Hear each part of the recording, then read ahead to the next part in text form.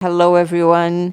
There is no Nipah virus outbreak and no cases of Nipah virus in the United States. However, two cases of Nipah virus have been found in West Bengal, India, in early 2026. Both cases are isolated and there is no wider outbreak. Some Asian countries, Thailand, Singapore, Malaysia, and Hong Kong, are doing extra airport security as a precaution as we speak. But even though Nipah virus can be deadly, US health officials say that the risk to most people is low and that the situation is under control.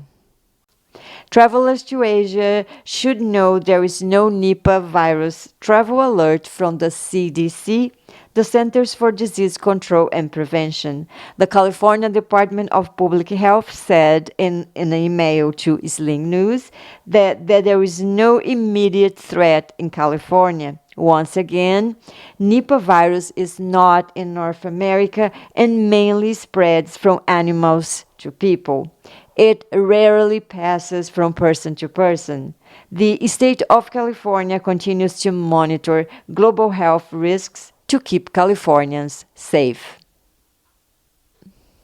And here's the point.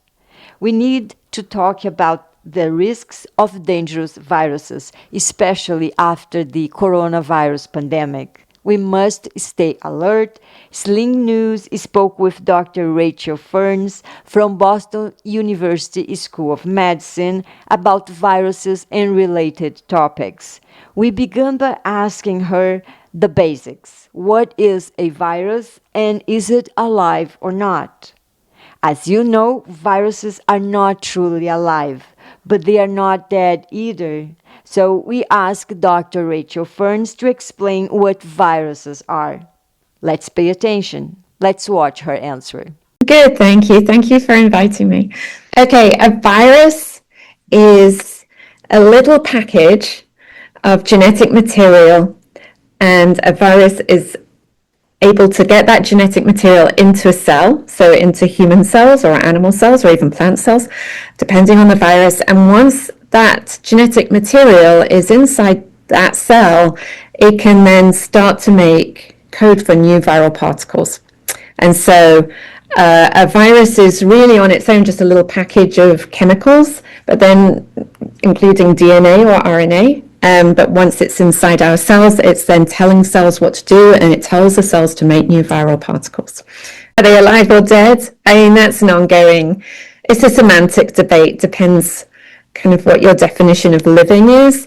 Virologists think of them as living usually because we talk about making some killed vaccines is when you take a virus and then you inactivate it in some way so that it can't put that genetic material into a cell anymore, or not effectively. And so we think of them as living, but I think it really depends on what your definition of life is.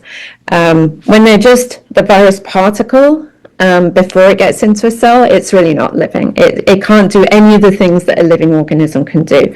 But once it's put its genetic material into a cell, then in a sense it is living. So it's really in the in-between, between living and not living. We will be back shortly. Stay tuned. I'm Heva. This is SLING News. Less news, more context. Special coverage, the Nipah virus.